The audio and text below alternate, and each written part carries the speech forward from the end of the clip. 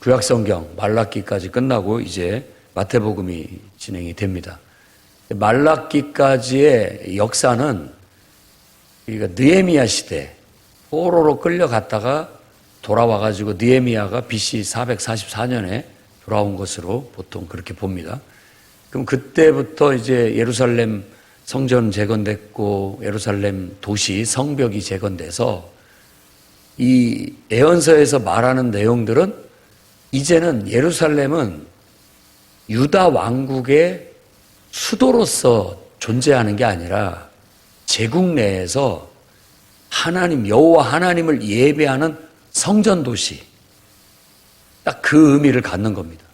그러니까 뭐 어떤 민족과 국가를 회복하는 것이 아니라 이제는 온 세상에, 이방 세상에 빛을 발할 수 있는, 하나님을 알리고 진리를 알릴 수 있는 성전 도시로서 세워지는 것, 그것을 예언하는 것까지가 된 겁니다. 그래서 그 뒤의 역사는 침묵하고 있는 거죠, 성경에서. 그 뒤의 역사는 말해지지 않고 그러니까 한 400여 년간이 침묵 속에 있다가 신약 성경이 시작되는 겁니다. 이 신약 성경이 시작될 때는 이미 페르시아 제국, 이 헬라 제국에게 망하고 이제 알렉산더에 의해서, 그다음에 알렉산더 죽고, 알렉산더가 33살에 죽고 그의 후계자들에 의해서 헬레니즘 시대가 열리게 되었던 겁니다. 헬레니즘 시대 속에서도 이제 이쪽 이집트 쪽을 다스렸던 사람이 프톨레마이오스 황제인데, 그가 이 신약 성경을, 구약 성경을 헬라어로 번역을 하게 됩니다. 그것을 72명이 했는데 72명이 발음하기가 그러니까 그냥 70명이라고 해서 70인이 번역한 성경이다 해서 72역이라고 그렇게 얘기를 하는 겁니다. 그리고 이 헬레니즘 시대 때 헬라어가 이제 거의 뭐 그냥 어떤 모든 행정적인 공용어가 되었기 때문에, 교육과 행정의 공용어가 되었기 때문에 지대하게 영향을 미쳐서 헬레니즘 시대라고 얘기를 하는 겁니다.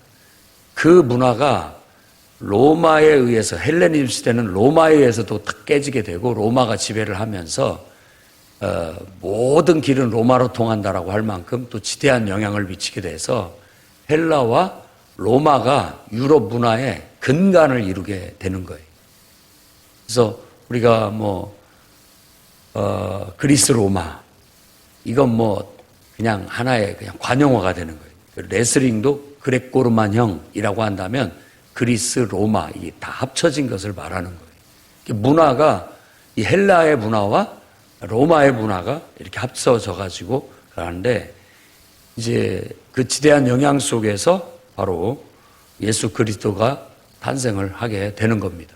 그러니까 전 세계에 복음이 전할 수 있는, 이건 세상 사람은 어떻게 볼지 모르지만 성경적으로 봤을 때는 헬레니즘 시대와 로마 시대를 거치면서 이 복음이, 이 진리가 하나님에 대한 믿음과 신앙, 그리고 하나님을 통해서 온 인류를 구원하시는 구원의 성취, 곧 하나님의 아들 예수 그리스도를 통해 하나님이 이루시는 구원이 온 세상에 전파될 수 있는 토대를 마련했다라고 그렇게 볼 수가 있겠습니다.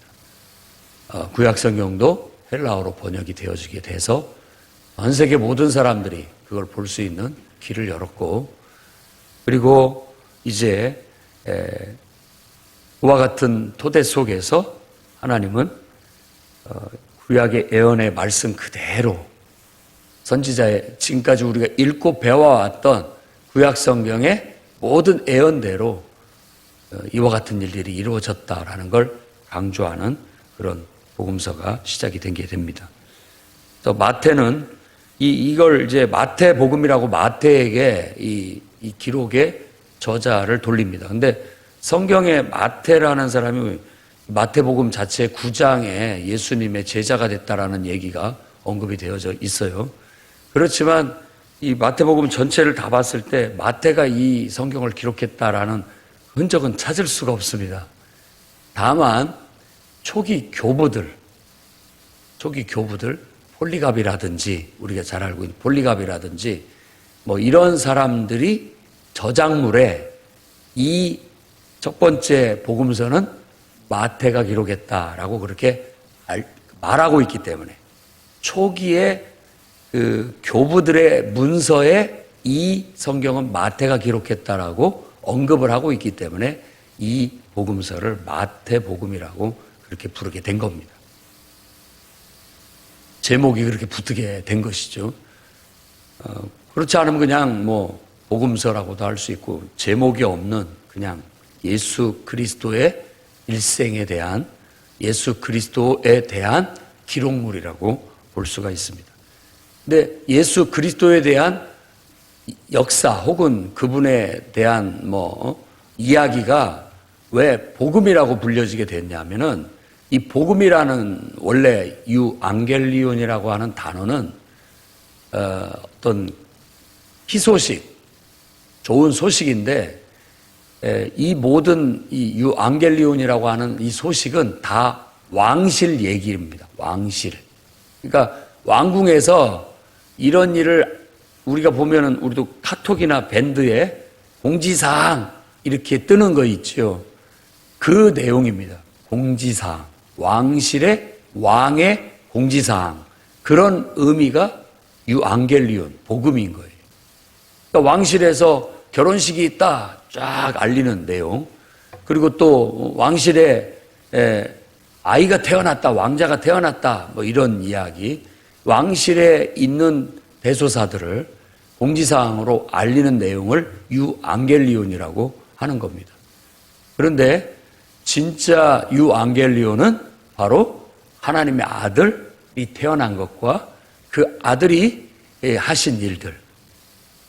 그가 십자가에 죽고 죽은 자 가운데서 부활하셨다라는 이 이야기야말로 진정한 의미에서 유앙겔리온이다라고 해서 예수님에 대한 일대기, 예수님에 대한 이야기가 그분의 탄생과 죽음과 부활과 승천의 이야기야말로 진정한 의미에서 정말 하늘의 소식, 희소식이고 깊은 소식이고 모두가 알아야 될 공지사항이다라는 의미에서 복음서, 복음이라는 그런 명칭이 붙게 된 겁니다. 이 소식은 마태에 의해서 알려졌다라고 했기 때문에 마태복음, 또 마가에 의해서 공지됐다라고 해서 마가복음, 누가에 의해서 기록이 돼서 알려졌다, 누가복음, 그리고 요한에 의해서 기록됐고 알려졌다 해서 요한복음, 이렇게 4개의 복음서가 나오게 됩니다. 그런데 이 4개의 복음서가 성경에 보면 이제 전방위, 동서남북이 4방향이고 바람도 항상 4방향으로 불고 이런 어떤 것들, 그리고 또 성전의 4면, 성전을 이루고 있는 4면이라는 어떤 그런 의미를 갖기도 합니다. 예수 그리스도 그분 자체가 이제 하나님의 성전이다. 구약 성경에 예언자들이 예루살렘의 재건에 대한 얘기를 진짜 하나님을 예배할 수 있는 하나님의 영광을 나타낼 수 있는 예루살렘이 세워지게 될 거라고 하는데 그 진정한 의미에서 하나님을 예배하는 성전은 사람이 손으로 지은 성전이 아니라 바로 하나님이 인간이 되어서 이 땅에 장막을 친 그 성전이 진짜 성전이다 라고 말하고 있는 겁니다.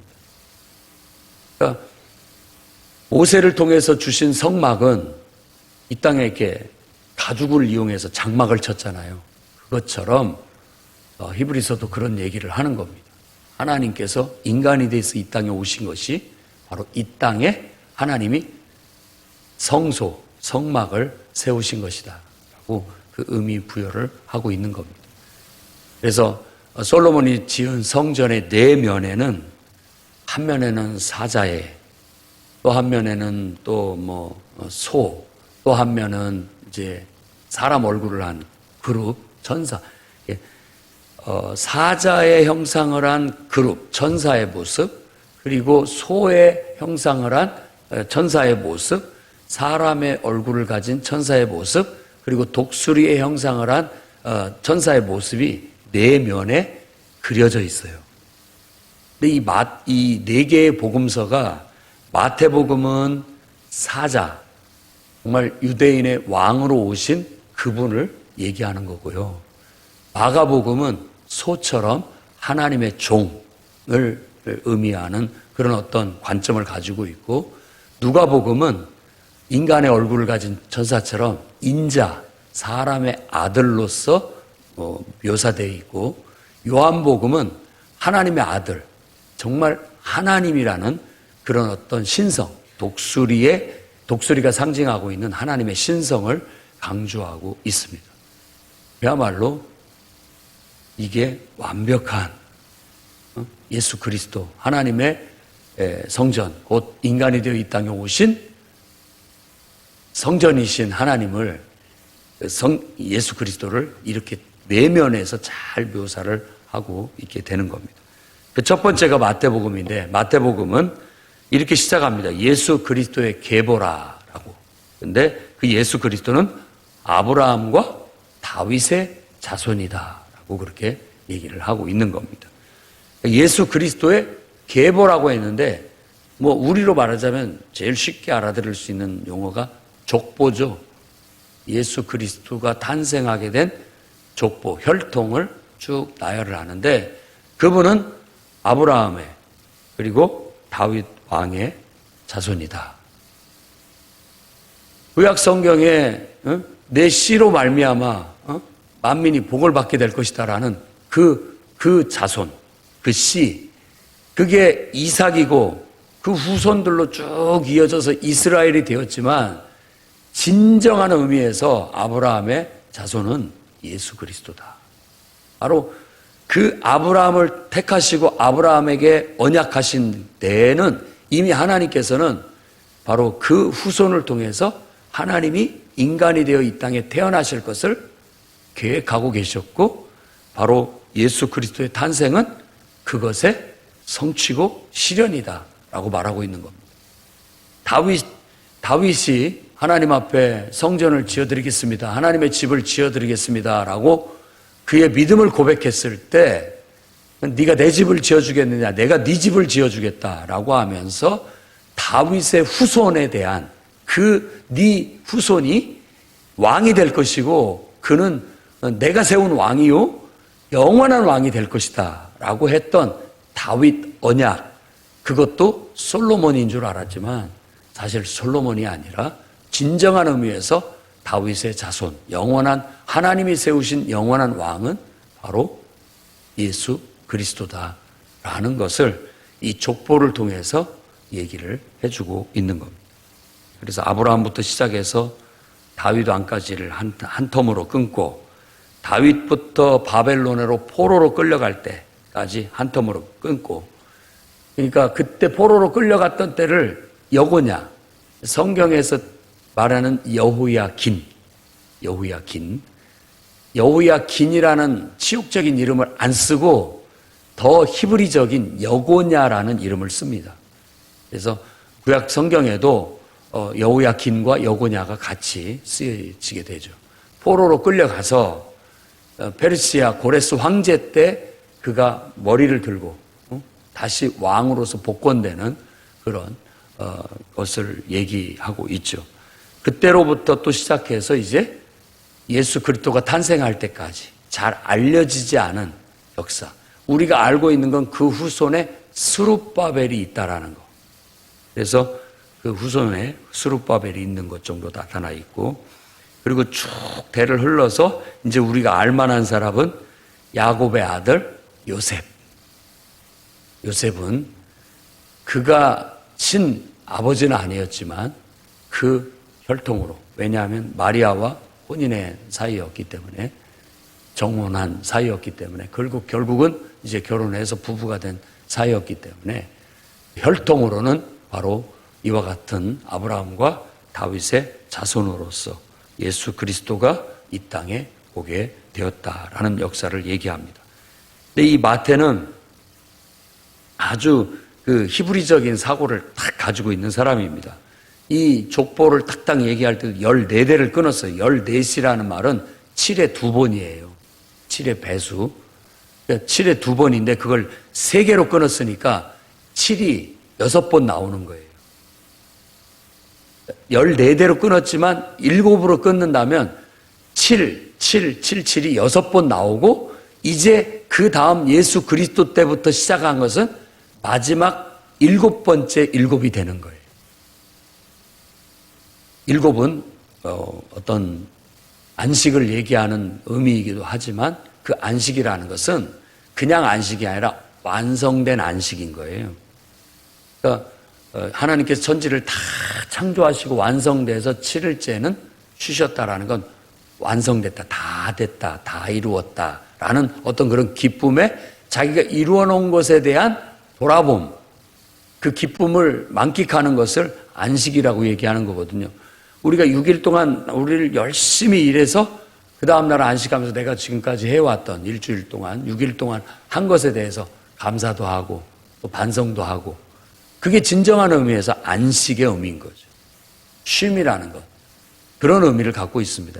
요즘 휴가, 휴일 이런 개념하고는 다른 개념입니다. 우리가 생각하는 거 그냥 일 안 하고 어디 놀러 다니고 내가 하고 싶은 거 하고 이런 어떤 의미를 갖지만 성경에서 말하는 안식은 그런 의미가 아닙니다.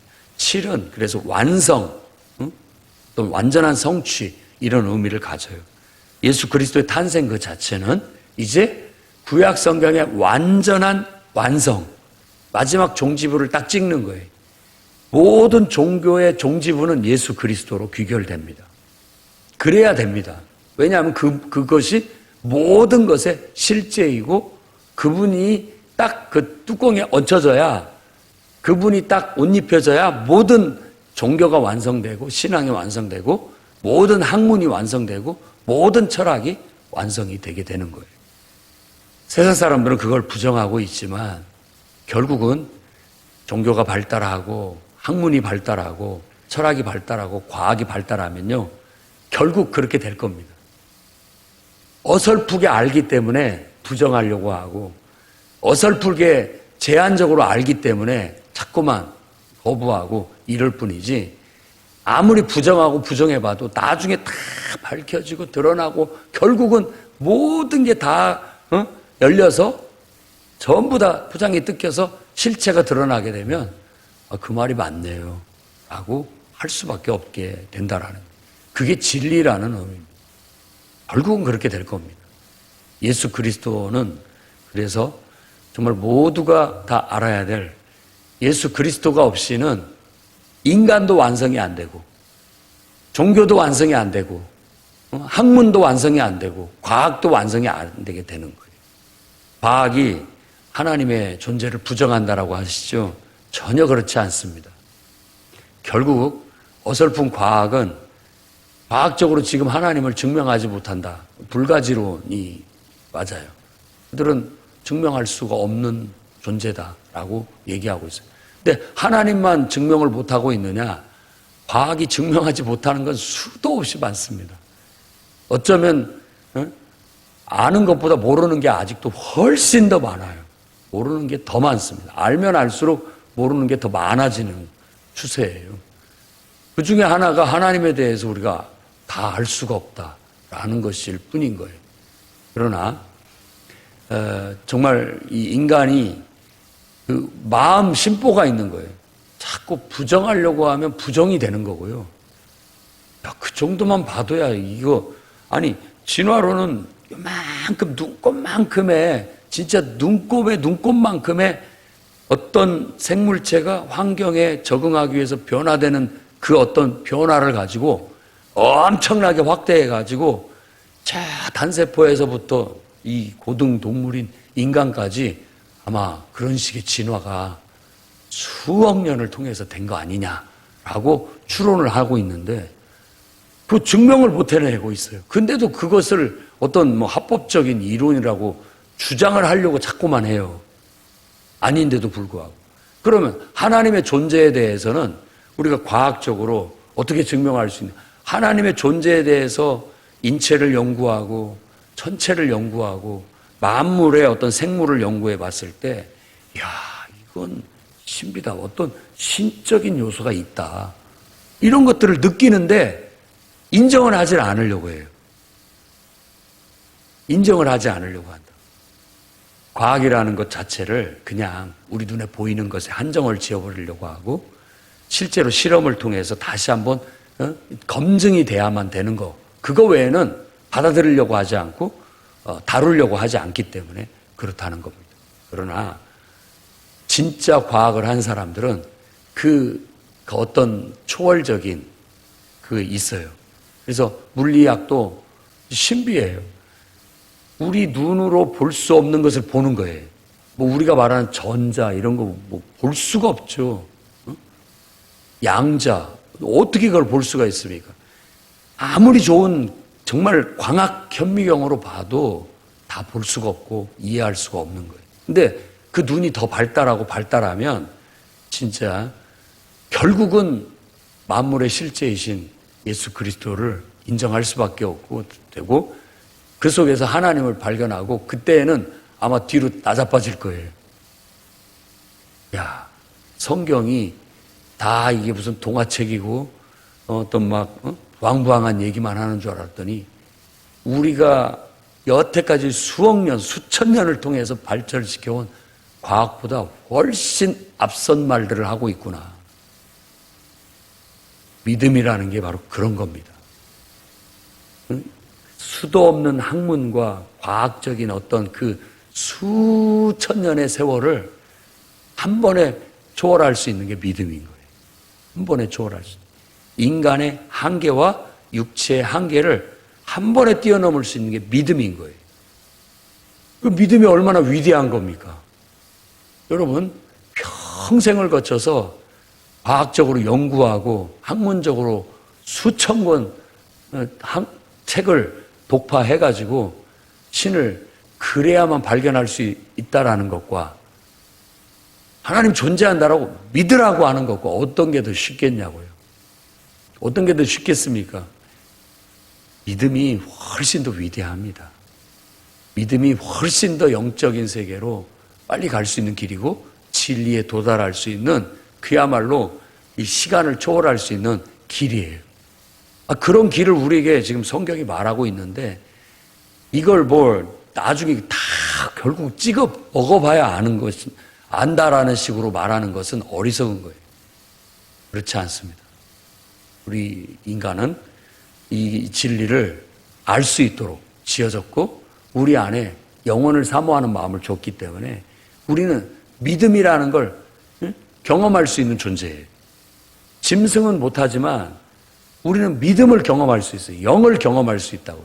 그래서 짐승들은 그야말로 다 한 단계 한 단계 찍어 먹어보면서 가야 되겠지만, 우리는 초월할 수 있는 힘이 있다고요. 능력이 있다고요. 그래서 우리는 신의 아들이에요. 하나님의 형상을 닮은 신의 아들이라고요. 다른 어떤 동물하고 비교하지 말아야 됩니다. 차원이 달라요. 그래서 이런 식으로 예수 그리스도는 모든 인류의 역사의 완성을 위해서 이 땅에 오셨다라는 것을 이 족보를 통해서 철저히 히브리적인 성경적인 사고 가진 마태가 이 내용을 잘 정리해서 말해주고 있습니다. 그래서 결국 마리아에게서 그리스도라 칭하는 예수가 나셨다라고 얘기를 하고 있습니다. 그게 1절부터 17절까지의 이야기고, 이제 예수님의 나심, 예수 그리스도의 나심을 좀 더 구체적으로 얘기한 게 18절부터 25절까지 얘기인데, 예수 그리스도의 나심은 이러하니라라고 스스로 얘기하면서 그거에 대한 얘기를 합니다. 어머니 마리아를 얘기하고 요셉은 아버지라는 표현을 쓰지 않습니다.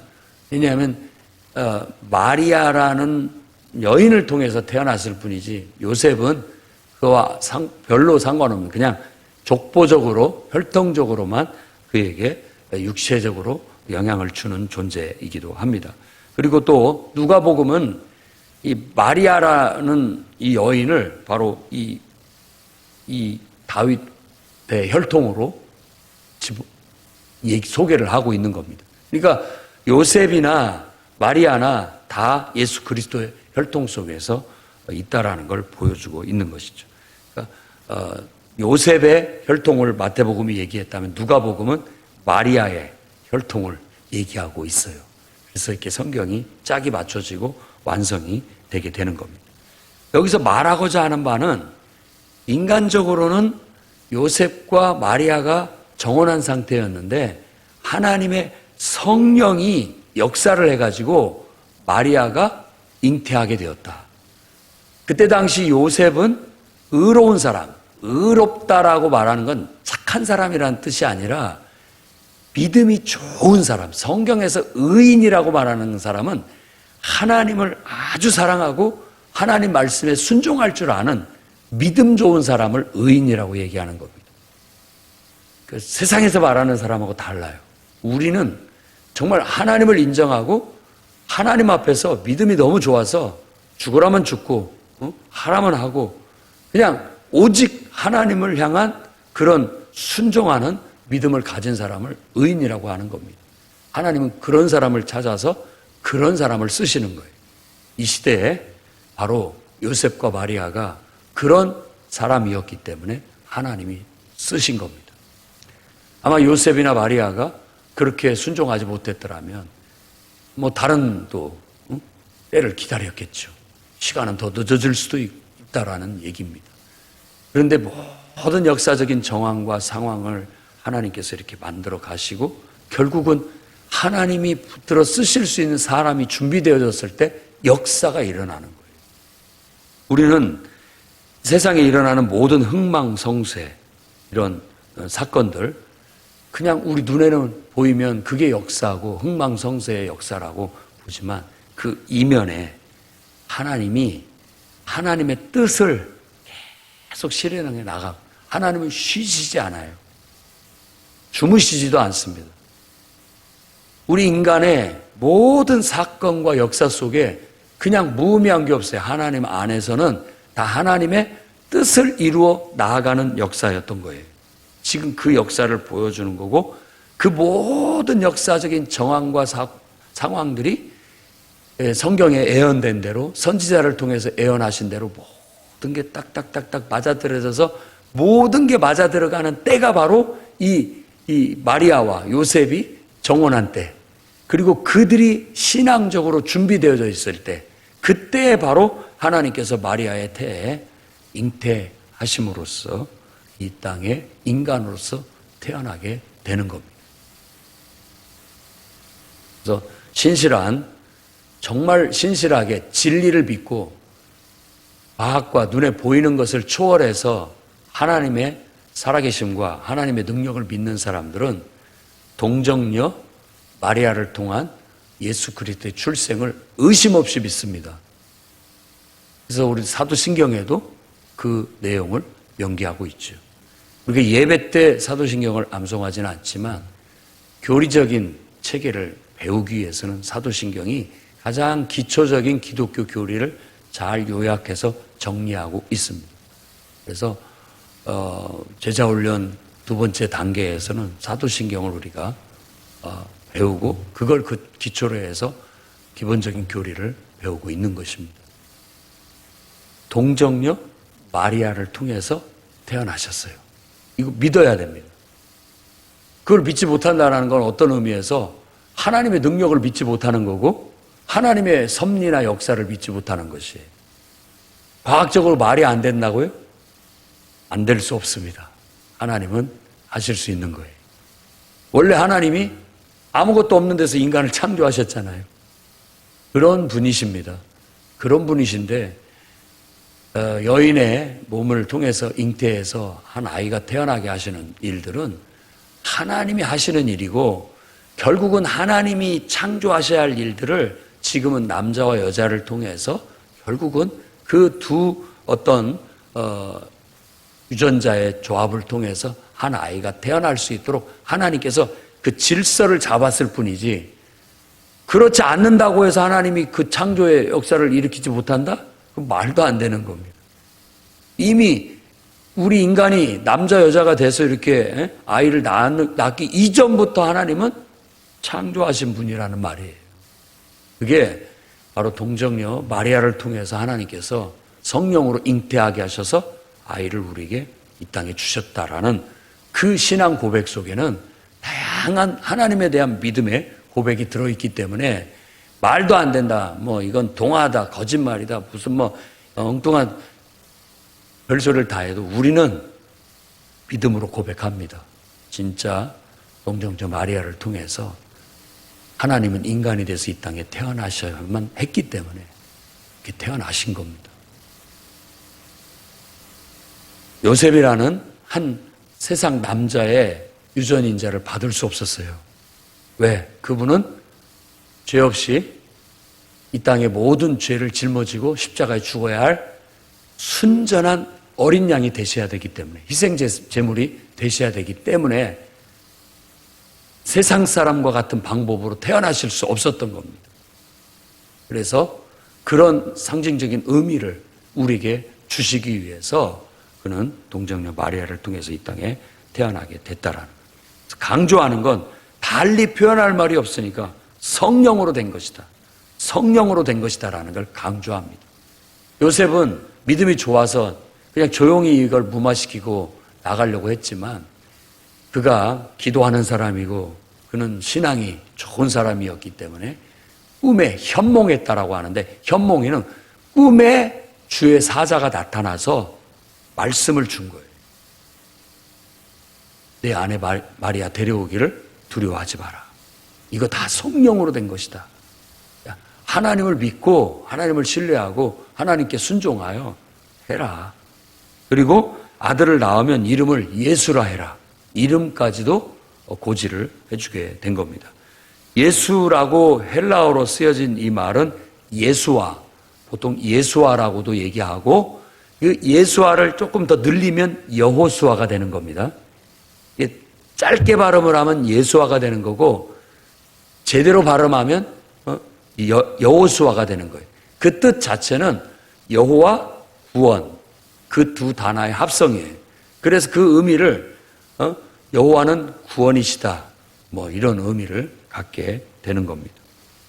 그래서 바로 그가 자기 백성을 그들의 죄에서 구원할 자, 자기 백성이라는 말을 표현했습니다만 결국은 하나님의 백성 만들려고 한다라는 거고, 그가 죄에서 구원할 자라는 구원자로서 이 의미를 부여하기 위해서 예수라는 이름을 갖게 되는 겁니다.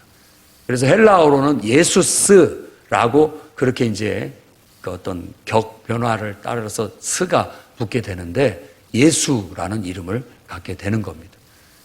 헬라어로 예수예요. 우리는 모음이 발달되어 있고 발음을 잘하기 때문에 원래 우리나라 말, 그 한글도 마찬가지고 이 발음을 위한 발음 기호 형태로 만들어진 거기 때문에 정확하게 발음을 잘 해냅니다.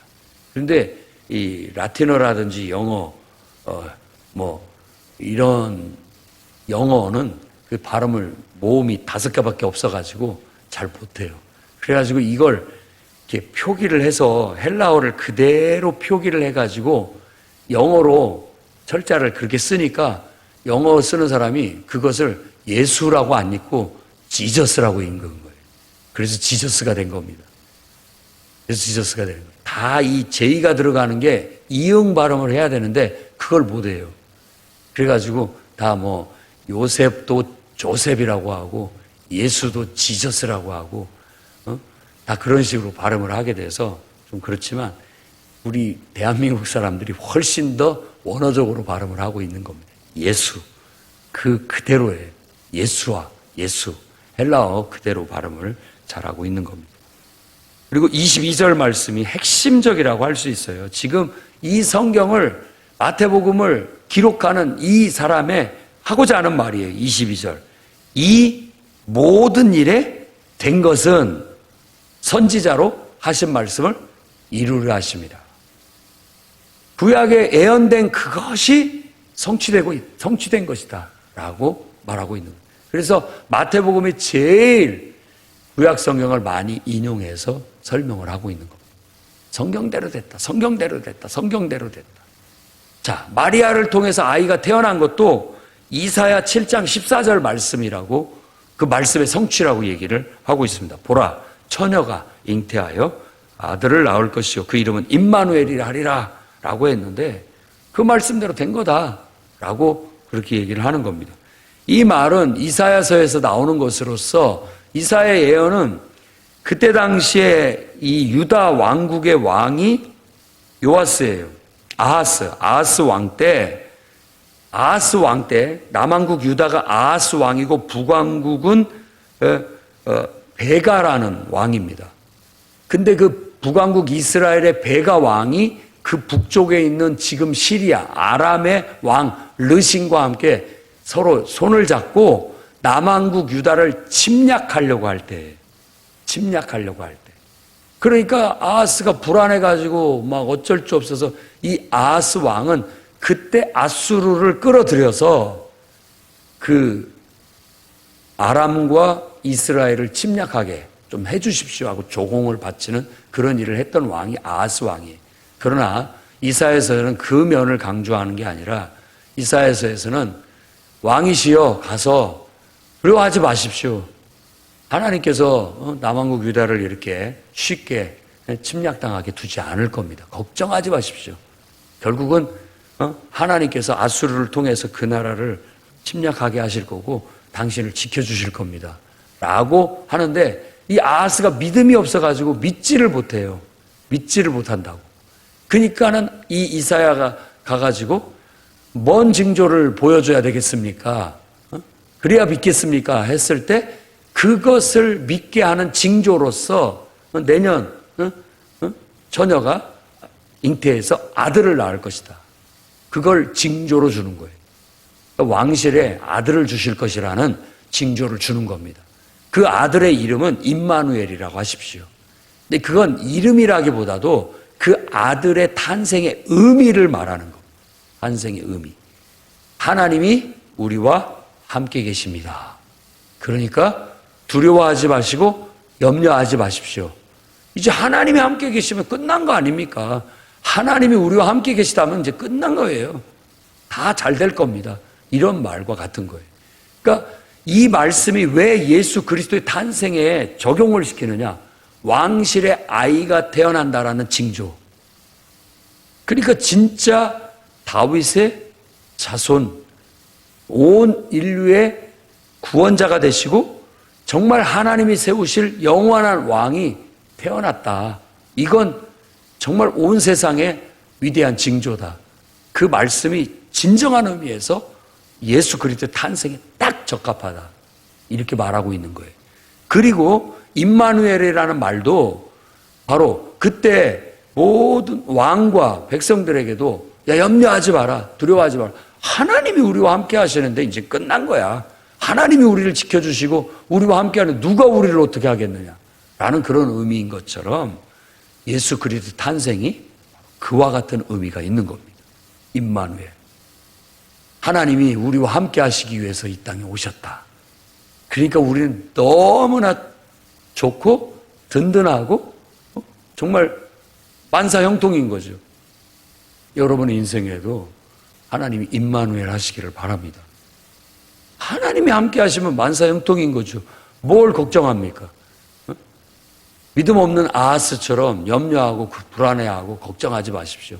하나님은 임마누엘이시고 하나님이 알아서 다 하십니다. 우리의 흥망성쇠 앞에 우리는 망할 때 어찌할꼬 하지만 그 속에도 하나님의 뜻이 있기 때문에 염려하실 거 없습니다. 다만 우리가 염려해야 할 것은 뭐냐면 아하스처럼 믿음 없는 거.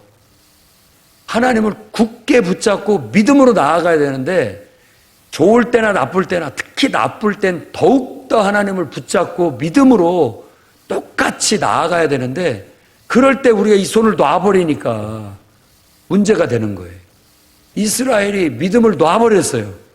그러니까는 망하는 거고 다시 그 믿음을 세워야 돼요. 다시 믿음을 세우고 다시 예배를 세우고 신앙을 세우고 그래야만 하나님의 역사가 이루어질 수 있게 되는 것이죠. 그래서 임마누엘이 되는 겁니다. 바로 이 말씀을 듣고 깨어나서 요셉은 그 말씀 그대로 순종했다. 마리아가 됐든 누가복음은 마리아의 순종을 강조하고 있고 이 마태복음은 요셉의 순종하는 믿음을 강조하고 있습니다. 누구든지 여러분 이런 순종하는 믿음이 없다면 하나님의 역사가 지연되는 거예요. 아니 그렇다면 다른 사람을 통해서 또 해야 되니까 요셉 같은 믿음을 가져야 됩니다. 어떻게 내가 이럴 수가 있습니까? 하나님 나를 뭘로 보고 이런 말씀을 하십니까? 근데 못하겠습니다. 이건 하나님 말씀에 비춰봐도 옳지도 않은 것 같고 떳떳하지도 않은 것 같고 뭐 그런 것 같습니다.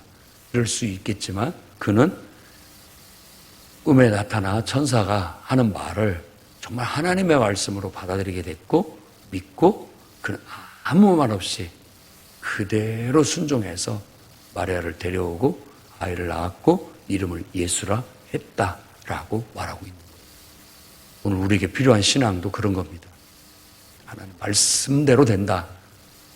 그리고 우리가 하나님 말씀대로 순종하기만 한다면 좋든 나쁘든 하나님의 뜻은 이루어져 나가게 된다. 결국 하나님의 나라가 이 땅에 임하게 될 거예요. 오늘도 여러분이 그 믿음으로 나아가 정말 임마누엘 하나님과 동행하면서 승리하는 하루가 되시기를 주의 이름으로 축원합니다.